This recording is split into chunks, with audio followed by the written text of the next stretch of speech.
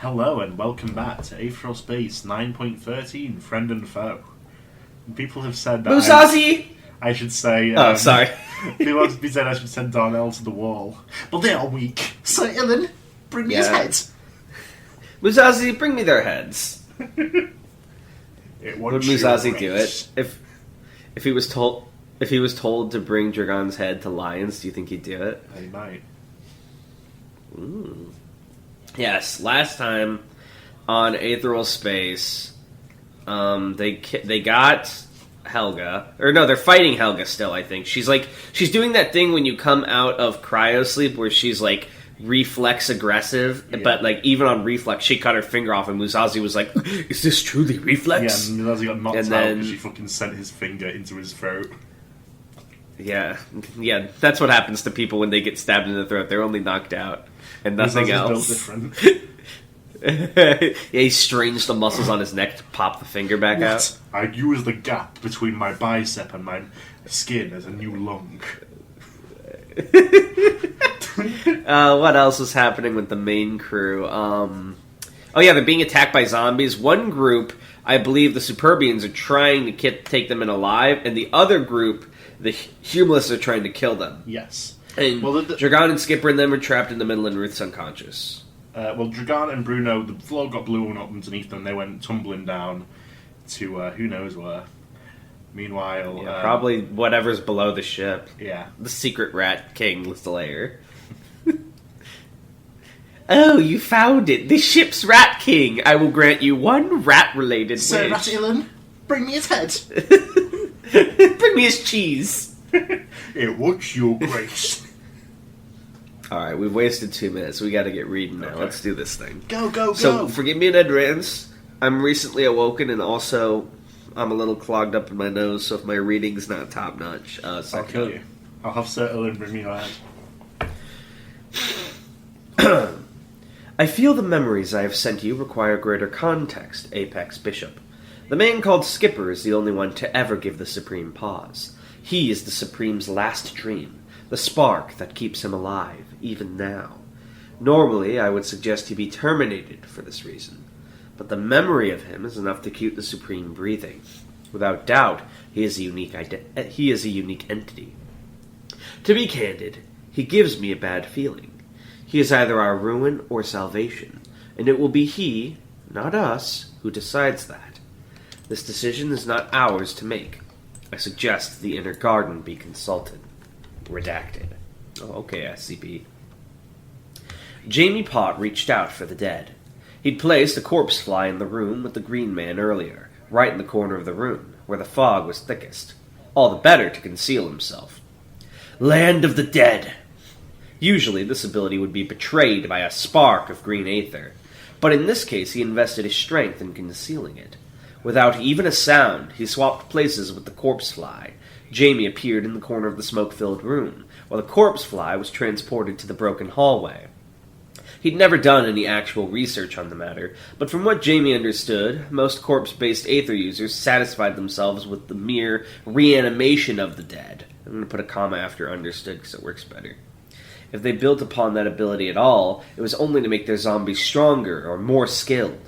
In short, their undead horde became a hammer, and so they approached each encounter like it was a nail. Not Jamie. Jamie understood that the dead were a resource, and there were better ways of using resources than just throwing them at the enemy. Take now, for instance. The green man was still in the center of the room, standing over his young companion, turning on the spot to watch for incoming attacks. He was right to. Jamie didn't know where that throwing knife had come from, but he had no doubt that whoever threw it had been intending to kill this target. Jamie couldn't allow that.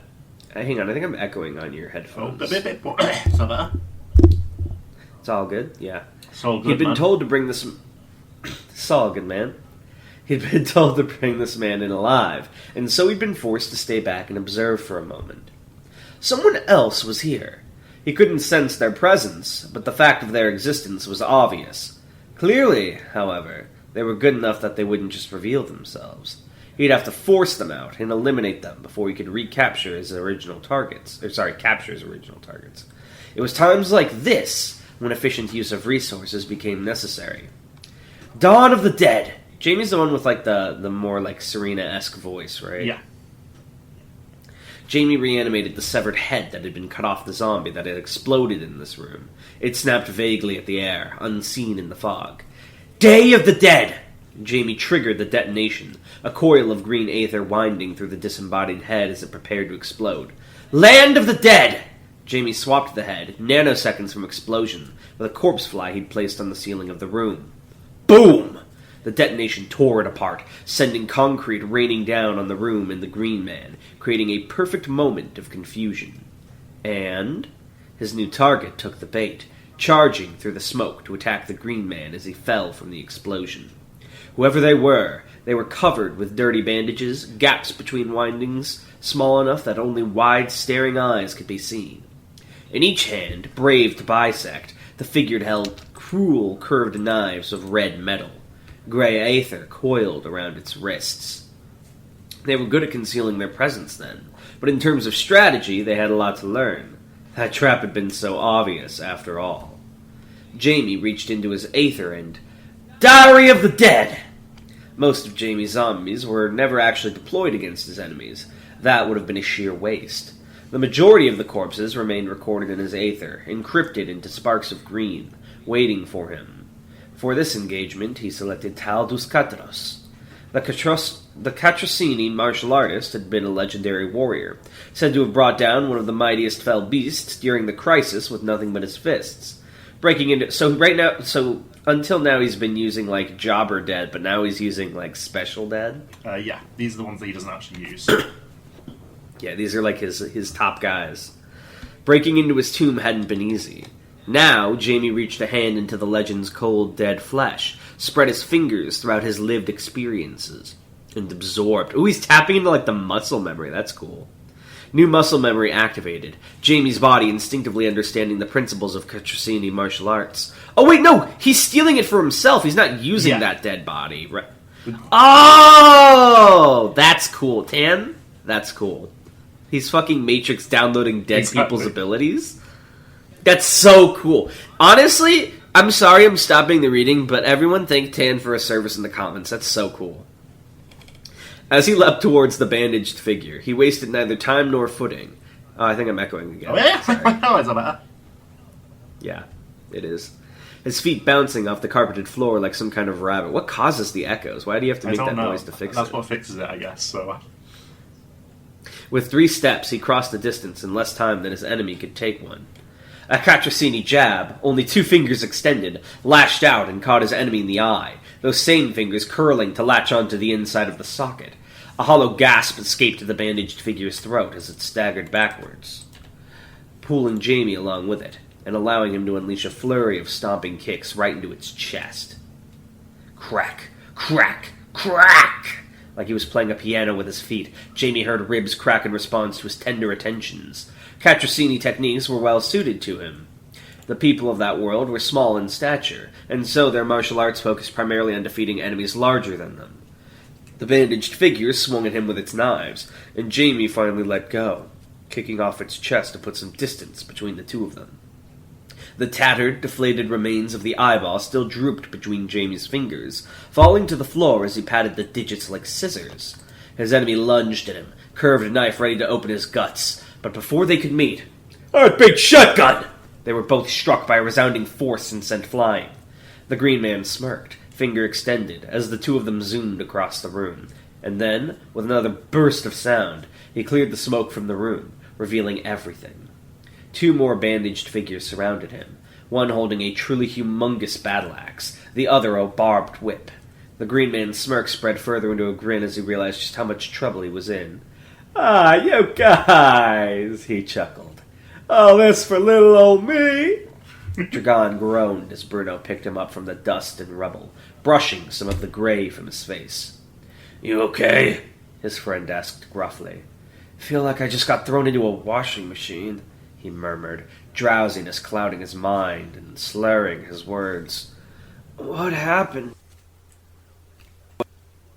"Way," he said simply. "Don't know how far we fell."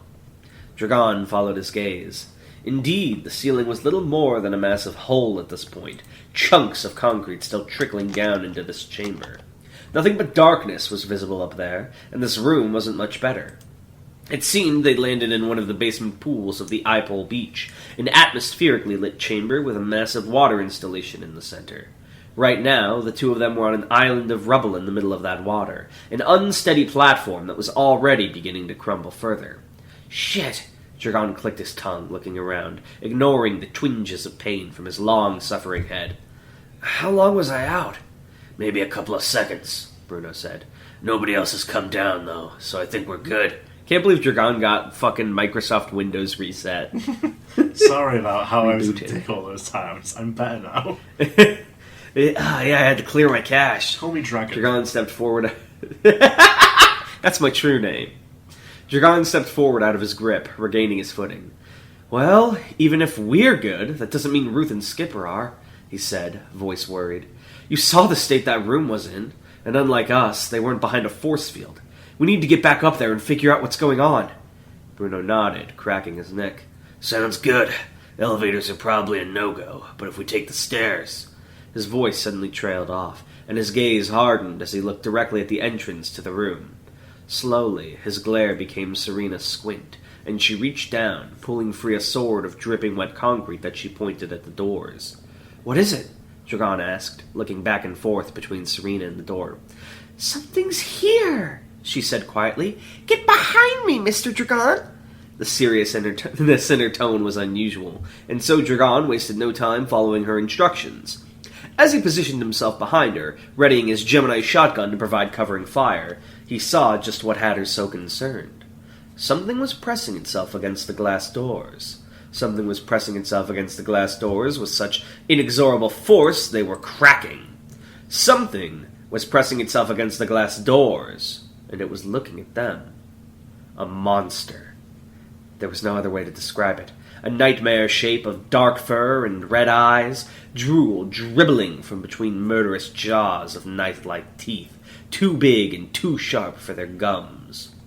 Four arms pressed against the glass, two so bulky they put a gorilla to shame, the other as anorexic as dying trees. A tendril-like tongue dragged itself down the glass window. Its eyes were focused on the two of them. When it gasped, the breath came from its mouth and frothy as smoke. Serena adjusted her footing. The beast smashed through the door with speed incongruous with its size, glass and metal flying in every direction as the creature charged at the two of them on all sixes. Immediately, Dragon fired off his Gemini shotgun, using the zombie head he'd absorbed earlier, but the reflexes of the beast were too much for him.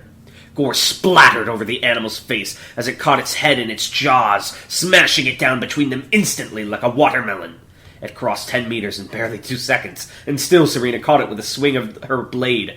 Violet aether ran along the surface of the weapon, and as it struck the dark animal in the back, it shattered against the defense of red and white aether it found there.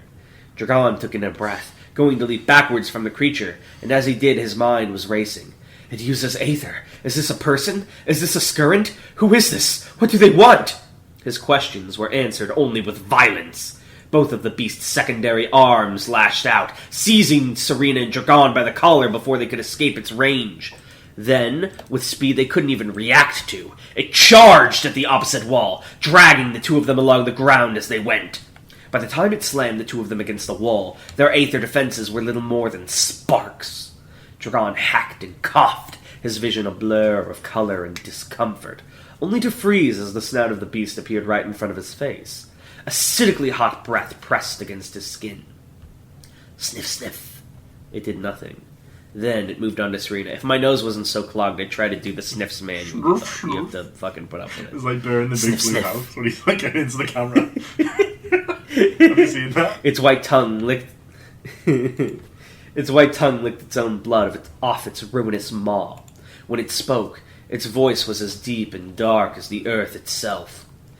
You are not the ones. And with that, it dropped the two of them to the ground. Before they could rise again, it had already charged back out of the room, smashing what was left of the doorframe to pieces on the way out. Dragon coughed. What the hell was that? Popcorn. Jamie struck the wall first, but before he could even hit the ground, the bandaged foe was upon him, knife shining in the light as they went to cut his throat. Before the blades could reach his jugular, however, a corpse fly landed on the enemy's back. Just in time. Land of the dead. Jamie and the fly swapped places, the fly appearing on the wall and Jamie reappearing right behind the bandaged figure. With lightning speed, he pressed the barrel of his shotgun against the base of the man's spine. Bang!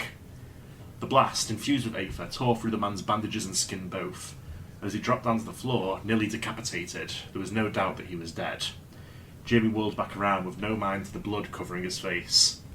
The Green Man was locked in combat with the other two assassins, dodging and weaving through the affections of their weapons, each blow missing by mere inches. You might want to change. There was an attentions earlier that's why I as well. changed as I was reading it. Yeah. Still, there was another one early. Did you get that one? No, that was meant to be there. I just didn't want to use it twice. Oh, sorry. See, this is on the fly. He was good. Still, though, something wasn't right. He'd used that sound wave ability to blast through the smog around him, but why hadn't he done that before? If it was that easy, there was no reason he wouldn't have just done it whilst Jamie was stalking him. The only answer was that something had been preventing him, something he couldn't risk getting caught in the crossfire. Jamie's gaze drifted down to the unconscious girl at the Green Man's feet. She was gone. "Hey, asshole!" he heard someone growl. The armoured girl leapt down from the ceiling, which had been clinging in the manner of an insect, and thrust her claws right towards Jamie. He raised his shotgun to counter and deflect, but too late. The claws ran his forearm right through, impaling it like a piece of meat, and the resultant writhing of his hand caused his firearm to slip right through his fingers and clatter to the floor. Jamie went to scream, but held back the impulse. There was no time for pain. The battle was still going. The girl was raising her other claw to slice his skull to ribbons. Land of the dead, land of the dead, land of the dead! In a desperate attempt to escape, Jamie rapidly switched places with his corpse flies, teleporting throughout the building for an instant at a time. By the time he'd finished, he was a long way from the fight, perched on a fragment of rubble hanging above the shattered basement pool. He panted as he held his injured arm, the 3 holes of it gushing profusely with blood. That should be 4, because Ruth has more than 3 fingers. Teeth clenched in sympathy with his pain, he tore off the sleeve of his other arm and wrapped it around the wound as a makeshift bandage, infusing it with Aether to make it hold better. A temporary measure, but the best he could do at the moment. I have a question. Yeah. Do you think he could reanimate dead flesh? Like, let's say his arm underwent necrosis from frostbite. Could he reanimate it to make it usable Probably. again? Nice. He started to giggle, and a flare of excited panic hit him. Not now! The frenzy was here. The frenzy had come. A misfiring brain from a misfiring body, looking down at the eye switch of the angled fish box of a room. A grin curled his face 90-wise. Down in the underroom, you could see 2 of them injured, talking sensibly, the Silver Boy and the Shielder. A strike of Aether laughed midly. He could not kill them, he could not do that. Those were not his orders, but surely they were not needed or alive. Flies at his eyes. The man green and the girl red were fighting off the assassins. Things would turn like a wheel. Element of surprise lost, advantage lost. He was lost. This place was a bleeding afterbirth of a joking joke. He breathed in saliva. Choices were needed. A choice would have to be made. If he killed the rest, wished a puff of wind to eliminate all but one, he could keep the last alive. The Green Man, leader, probably the leader, best candidate suchly, yes. The frenzy faded, only slightly, and Jamie's remaining shotgun slid out of his sleeve and into his hand. He looked down at his 2 targets, still recovering from their injuries, the Codgent with the silver hair and the girl with the blonde. He would start with them. In the darkness of a killer's world, Jamie Potts slowly took aim. Popcorn. I kind of like that you sort of captured, like, a seizure-esque feeling with the writing when you went. Yeah, I wasn't sure about that, but I think it turned out alright. Yeah, like when you very first started, I was like, oh, I have to tell him about a lot of stuff to edit. Yeah, like, what's 90-wise? And then I kind of realized what you were going for, and I thought that was cool. It didn't overstay its welcome, too. You did it just enough. Also, you can't popcorn back to me after only 2 pages. You see the there were such pages. I read 6. Are you okay? And then to do the werewolf voice. Serena frowned, squatting down next to his prone form. You really got your ass kicked. So did you, Dragon growled, slowly picking himself off the dusty floor. Yeah, she grinned, flexing a bicep. But I'm strong, no problem. Dragon wasn't sure if that was an intentional insult, but he decided to ignore it all the same. As he sat up against a chunk of concrete, he realised just how poor a condition his body was in. Each movement was triggered pangs of mirrored pain, like his body was rebelling against the fact that he even existed. Even running would be an ordeal, let alone fighting. Mirrored pain, Gemini pain. Wow, his new ability makes it hurt. It's like don't hurting ability. I don't think I'm going to be of much use, Dragon grunted, holding his side with one hand. You should go on ahead. I'll try and recover as much as I can with my Aether and follow you when I'm able. Serena's frown returned. You're sure? She asked. Dragon nodded. I'd only slow you down. There was a moment of hesitation, but Serena quickly nodded back and turned on her heel, running for the broken door. She seemed to be in much better condition than Dragon for sure. Some people had all the luck. Hopefully she'd make it back to Skipper before... Bang! The gunshot echoed throughout the room, and at the same time Serena spun on her heel, eyes wide in alarm. Her dodge came a second too late, however. The shotgun blast grazed past her side, breaking through her Aether defense and leaving noticeable gashes in her skin. Immediately, she dropped into a roll, scooping up a chunk of concrete and tightening it into a sword. She looked up and... Jamie breathed a sigh of relief as his shot struck true. Night of the Living Dead. And she suddenly stopped.